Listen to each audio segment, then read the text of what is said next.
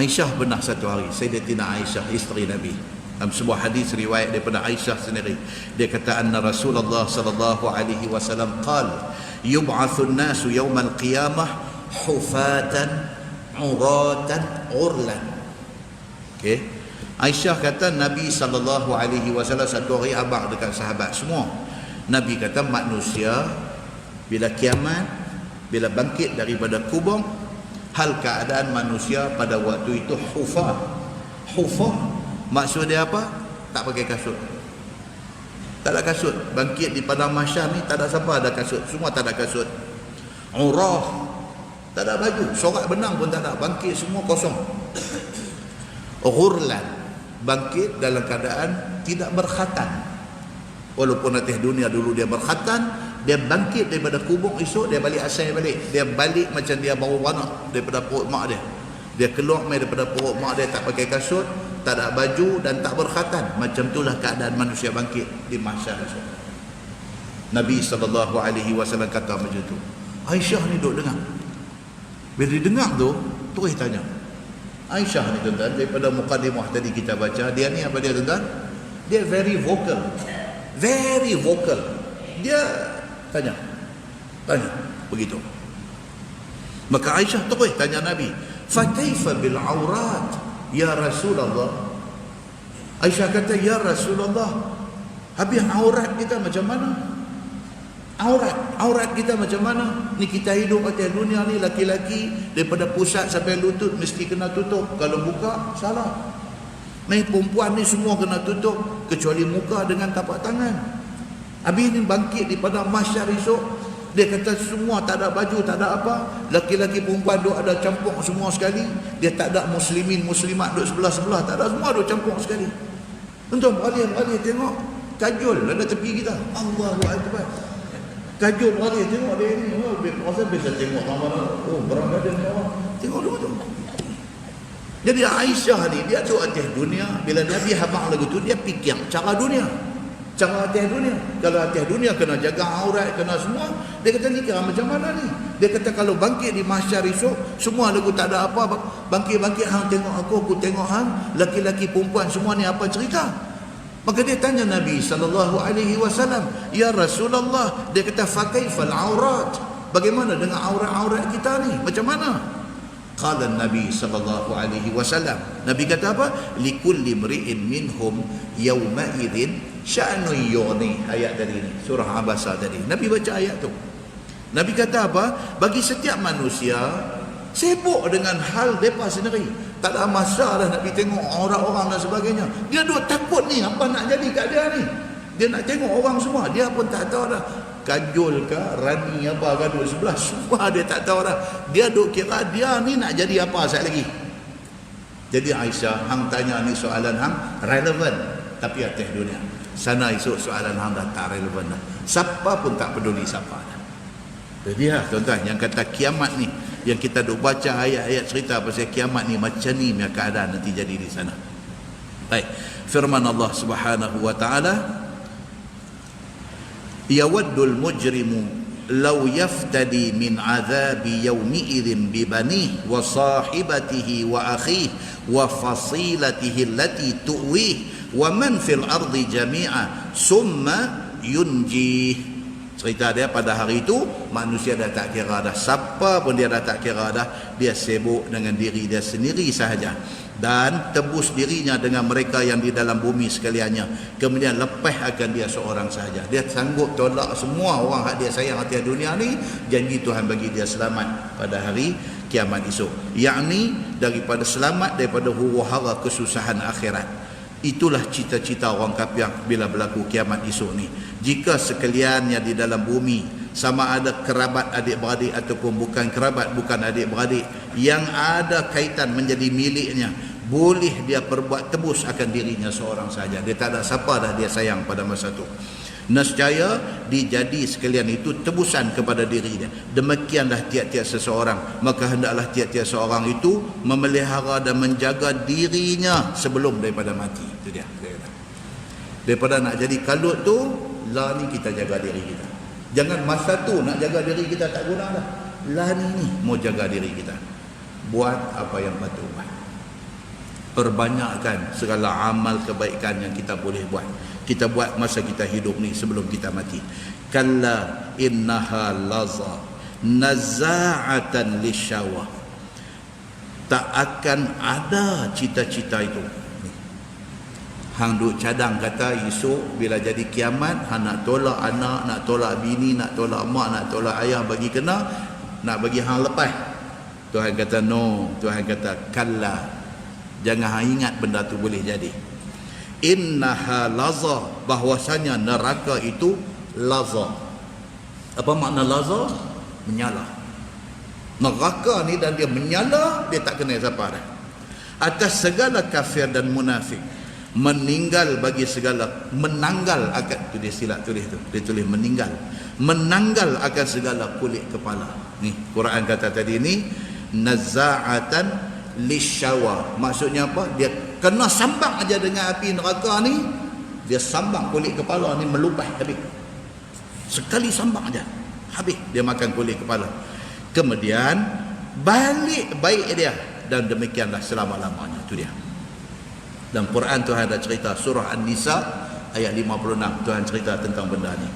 Firman Allah, innal ladzina kafaru bi ayatina sawfa nuslihim nara kullama nadijat juluduhum baddalnahum juludan ghairaha liyadzuqul azab innallaha kana azizan hakim. Tuhan sebut dalam surah An-Nisa ayat 56, sesungguhnya orang yang atas dunia tak percaya Quran. Ni dia duduk dengar ni ayat kita duduk baca ni, cerita kata bila jadi kiamat esok, orang yang dia sayang pun dia tolak habis janji dia selamat. Kita duduk tengok ayat ni tak waras dia kata. Okey, baca lagi cerita ayat ni kata apa? Kata di hari akhirat esok bila jadi saja kiamat ni, apa jadi? Manusia ni sudah jadi selfish. Dia tak peduli apa. Dia dengar dak god, tak semua orang god. Dia lagu tu. Dia dengar ayat Quran, dia lagu nak bagi dia punya idea. Dia dengar ayat Quran, dia nak bagi dia punya idea. Dia dengar dak god, bukan semua god. Dia main lagu tu. Okey, orang-orang macam ni dia panggil orang yang engkar dengan ayat Quran. Dia engkar. Quran kata jadi lagu tu, dia kata tak kot. Orang yang macam ni, innal ladzina kafaru bi ayatina, orang-orang yang engkar dengan ayat-ayat kami, saufa nuslihim nar, esok dia akan masuk dalam api neraka. Kullama nadijat juluduhum baddalnahum juludan ghairaha. Tiap-tiap kali api itu sambak badan dia, masak isi daging dia, kena sambak dengan api ni. Baddalnahum juludan ghairaha. Dan Tuhan kata, kami gantikan kepada dia akan kulit baru. Dia kena tu sambak, rentung, hamui, masak isi dia, mai elok balik. Sambak lagi, sakit ni tak tahu nak apa, mai elok balik. Sambak lagi. Demikianlah manusia akan kena di hari akhirat esok macam tu. Sains buat kajian. Begini pasal apa Quran suka sebut julud, suka sebut kulit. Rupa-rupanya sakit kita ni di mana? Di kulit. Yang sakit tu bukan isi. Yang sakit tu kulit. Luka bukan sakit isi tu, sakit kulit tu luka. Dengan kerana tu Quran ni bila dia sebut kulit. Dia sebut kulit berapa kali dah. Tadi kita baca ayat tadi, dia kata apa?